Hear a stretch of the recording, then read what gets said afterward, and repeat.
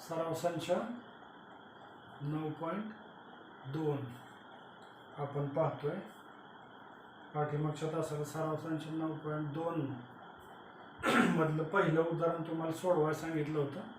दुसरं उदाहरण आपण सोडवलेलं होतं.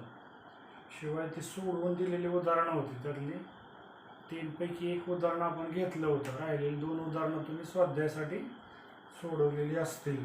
आता आज आपण 4थं आणि 5वं उदाहरण या सराव संच 9.2 मधलं बघणार आहोत. 4थं उदाहरण, खादी भांडारातून उमाताईंनी काय वस्तू खरेदी केल्या? खादी भांडार,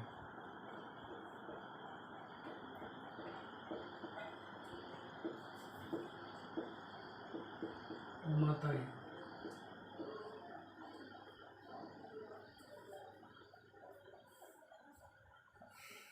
बघा, 3 साड्या प्रत्येकी 560 रुपये. 3 साड्या प्रत्येकी 560 रुपये.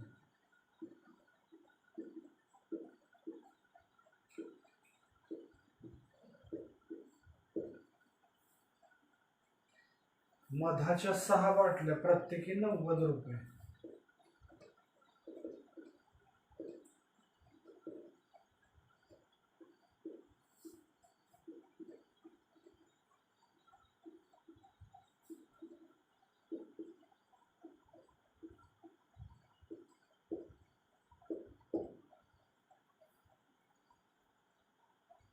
या खरेदीवर शेकडा 12 प्रमाणे रिबेट मिळालं त्यांना. रिबेट शेकडा 12.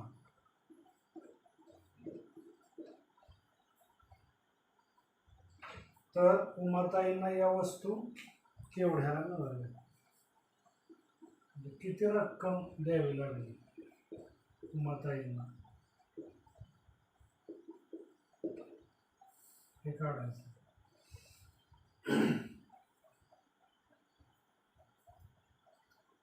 बरं, आता इथं आपल्याला 3 साड्या प्रत्येकी 560 रुपये, म्हणजे त्या 3 साड्यांना दिलेली रक्कम एक काढावी लागेल. मधाच्या 6 बाटल्या 90 रुपये प्रमाणे ही एक रक्कम काढावी लागेल. तर दोन्ही रकमा एकत्र कराव्या लागतील. आणि मग रिबेट जे आहे त्यांना शेकडा 12 प्रमाणे, म्हणजे त्या रकमेवर शेकडा 12ने आपल्याला रिबेट काढावं लागेल. म्हणजे ती काय झाली? सूट झाली. आणि मग काढलेल्या रकमेमधनं रिबेट वजा केले की जी येणार आहे वजाबाकी तेवढी रक्कम उमाताई काय करणार आहेत? देणार आहेत त्या खादी भांडार जे आहे त्यांना. बरं, तर पहिल्यांदा काय करूया,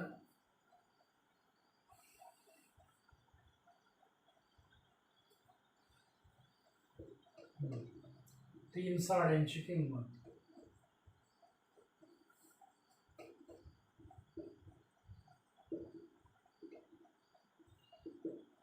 तीन गुणिले 560 हे किती येणार आहेत रुपये? बघा, 560ला इथंच गुणूया. 3 गुणिले 0 0, 3 6 हे 18, अच्छा 1, 3 पाहिजे 15 ने 16, 1680 रुपये. दुसऱ्यांदा काय काढावं लागेल बघा, येते का लक्षात? मधाच्या बाटल्यांची किंमत.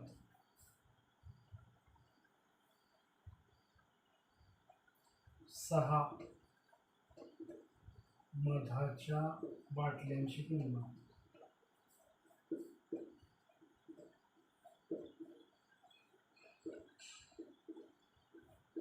सहा गुणिले प्रत्येकी 90 असं म्हणून 9 6 54 आणि 0 म्हणजे 540 रुपये झाले. आता एकूण एवढ्याच्या वस्तू त्यांनी काय केल्या? घेतल्या. म्हणजे एकूण किंमत आपल्याला काढावी लागेल. एकूण किंमत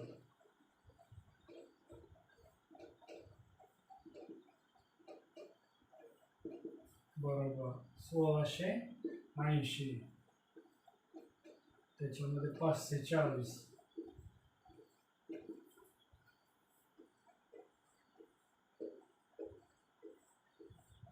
0, 8 आणि 4 12, अच्छा 1, 6 आणि 6 12, अच्छा 1, 2220 रुपये. एवढी किंमत झाली 2220 रुपये.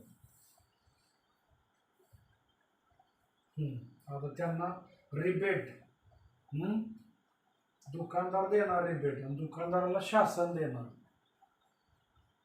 किती मिळाले? शेकडा 12. आता आपण काय करूया, रिबेट काढूया. रिबेट पण 2220 रुपये गुणिले रिबेट शेकडा 12 आहे म्हणजे 12/100 असं होणार. 12/100.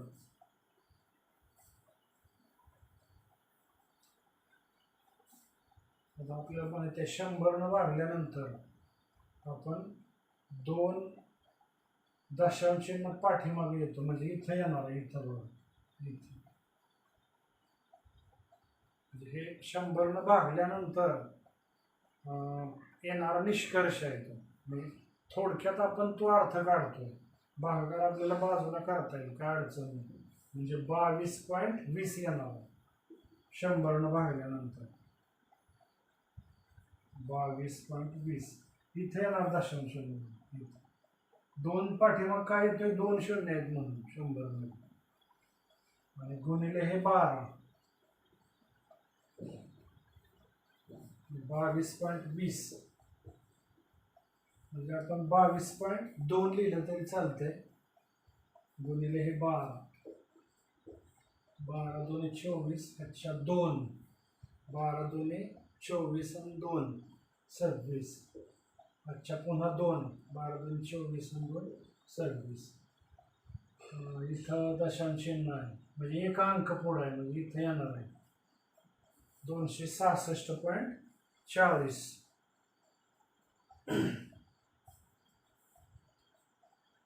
266 किंवा इथं शून्य दिलं तरी इथं येणार आहे 266.4 म्हणजे 40. 266 रुपये आणि 40 पैसे असा अर्थ होईल. एवढं काय झालं? रिबेट त्यांना मिळालं.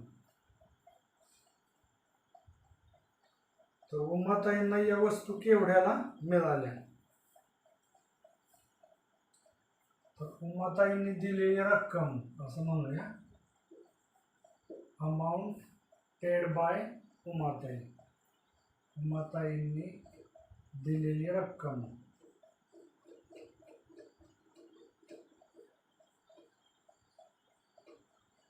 आता ज्या वस्तू घेतल्या त्याची एकूण रक्कम किती आहे? 2220 रुपये.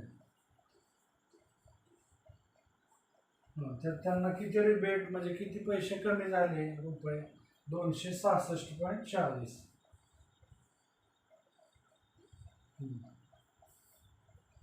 इथं आपल्याला उत्तर मिळणार आहे. तर हा भाग आपण तिथं नाही जमणार, बाजूला करूया. 2220 रुपये म्हणजे 266.40. त्यातला 266 हा पूर्णांक भाग आहे तो आपण इथं लिहायचा. 266 आणि 0.40 पुढे घेणार. आता इथं आपल्याला 0.00 असं लिहावं लागेल. हा भाग थोडा कॅल्क्युलेशनचा आहे, ते चुकवायचा नाही. बघा आता इथं 0 0 0, 10 मधनं 6, 4 गेले 6 येणार, अच्छा 1 येणार, 6 आणि 1 7, 7 आणि 3 10,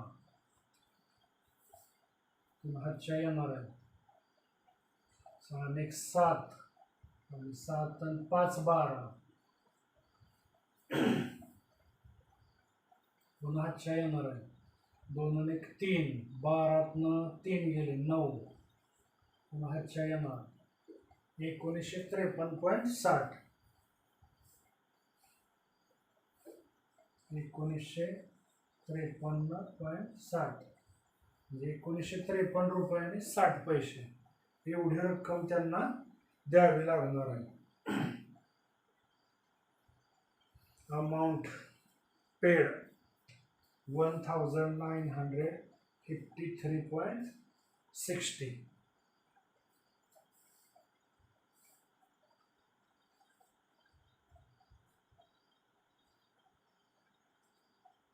नंतर अजून एक उदाहरण बघूया 5वं. त्यातलं 3रं उदाहरण आजच्यासाठी तुम्हाला आहे स्वाध्यायाला. 3रं.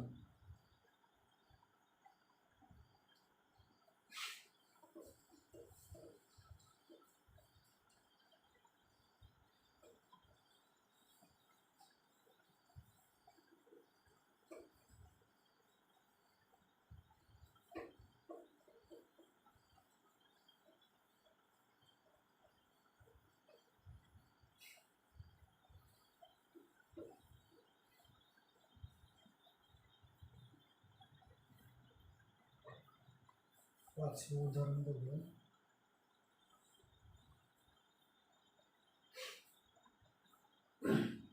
दिलेल्या माहितीच्या आधारे खालील रिकाम्या चौकटीत योग्य संख्या लिहा.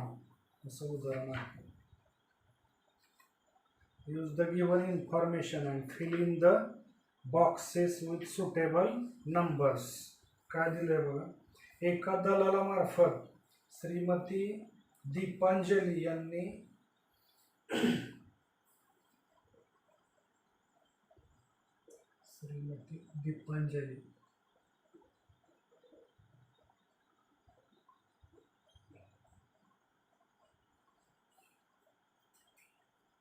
यांनी 7,50,000 रुपये किमतीचं घर, 7,50,000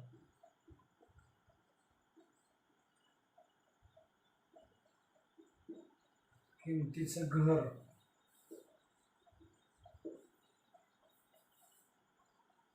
श्रीमती लीलाबेन यांच्याकडून खरेदी केली.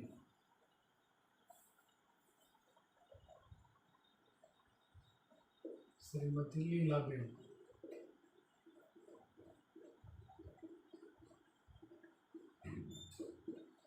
घर लीलाबेन यांचं घेतलं श्रीमती दीपांजली यांनी.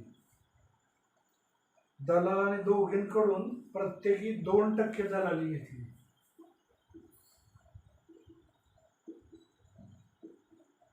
ज्यांचं घर होतं त्यांच्याकडून 2%, ज्यांनी घर घेतलं त्यांच्याकडून 2%, प्रत्येकी 2% दलाली घेतली.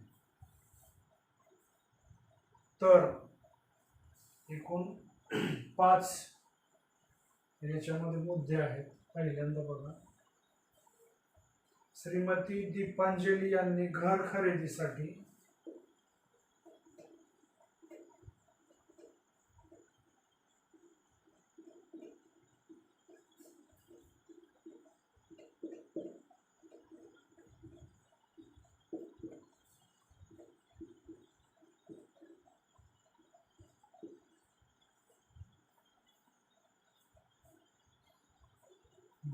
असं आहे बघा.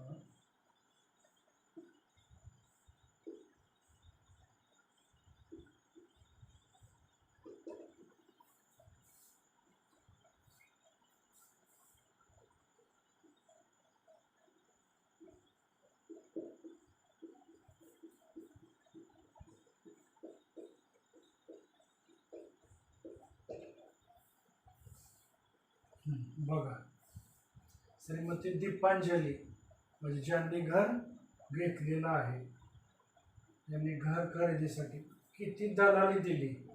2%. आता 2% म्हणल्यावर इथं काय येणार आहे? 2/100. आणि रक्कम काय आहे? 7,50,000. इथं येणार 7,50,000.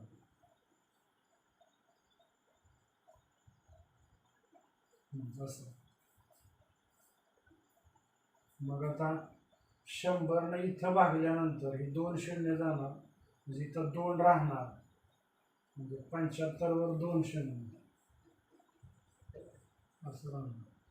त्याला 2 न गुणणार आपण, म्हणजे 7,500ची दुप्पट. तोंडी आपण तिथे गुणाकार करायची गरज नाही, जमेल तुम्हाला. 7,500ची दुप्पट किती? 15,000. इथं किती येणार आहे? 15,000. 15,000 रुपये झाले.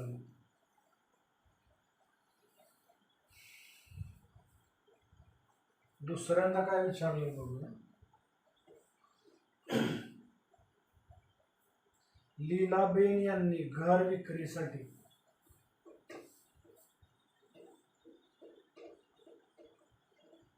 लीलाबेन यांनी,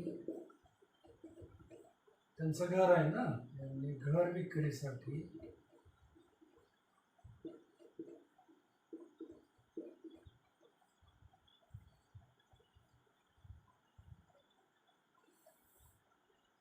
टिंब रुपये दलाली दिली.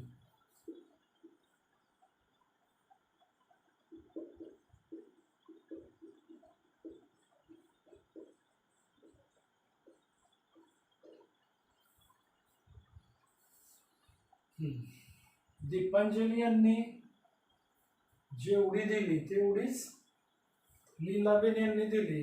आपण प्रश्नामध्ये पाहिलंय बघा, दलालाने दोघींकडून प्रत्येकी 2% दलाली, दोघींना दलाली टक्केवारीमध्ये सारखी आहे, त्यामुळे एकूण मध्ये सुद्धा सारखीच येणार. म्हणजे किती येणार आहे इथं? 15,000. 15,000 रुपये. त्यानंतर तिसऱ्यांदा बघूया काय विचारलं.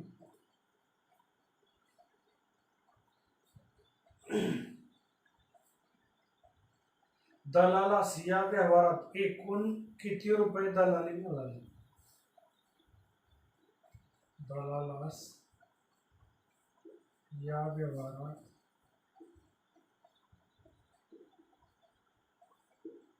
एकूण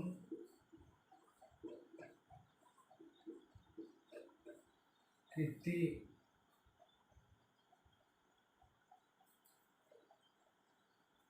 कितीच्या ऐवजी चौकट रुपये दलाली मिळाली.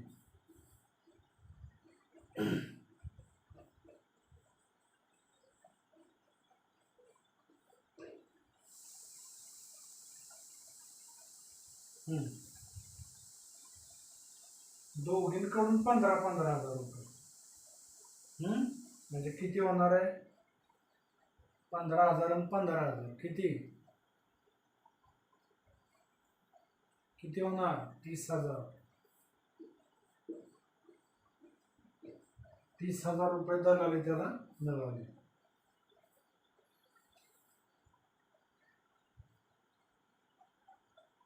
Total brokerage received by agent ₹30,000. चौथ्यांदा काय विचारले बघूया. श्रीमती दीपांजली यांना श्रीमती दीपांजली म्हणजे जगे येणार आहेत त्यांना, दीपांजली यांना ते घर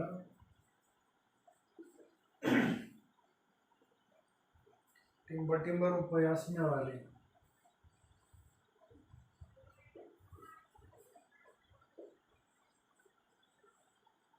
किती रुपयाला मिळाले?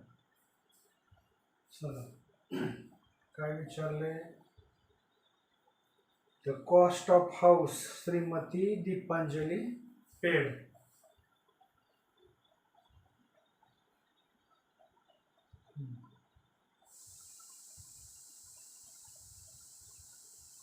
$7,500. त्यातनं 7.5 लाख आणि शिवाय वरचे हे किती? 15,000 रुपये दलाली. हे 7.5 आणि वरून 15,000 दलाली म्हणजे किती झालं बघा, 7,50,000 आणि 15,000 दलाली.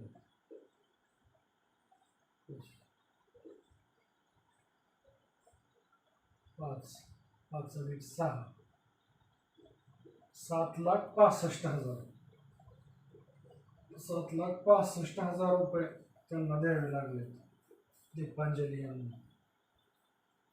म्हणजे घराची किंमत आणि अधिक काय दलाली. पाचव्यांदा काय विचारलंय बघा, श्रीमती लीलाबेन यांना घर विकून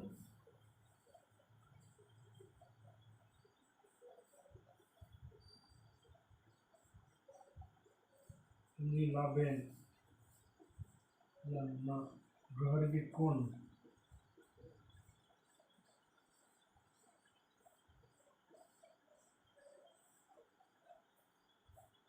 टिंबटिंब रुपये मिळाले.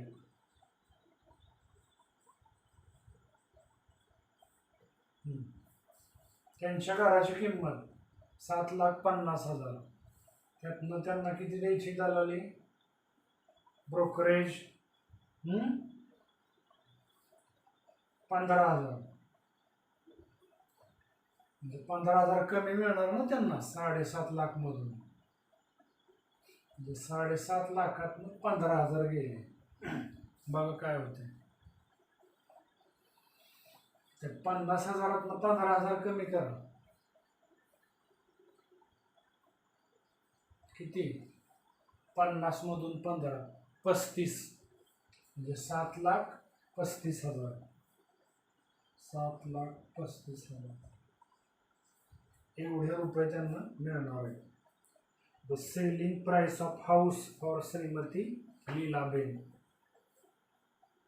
7,35,000.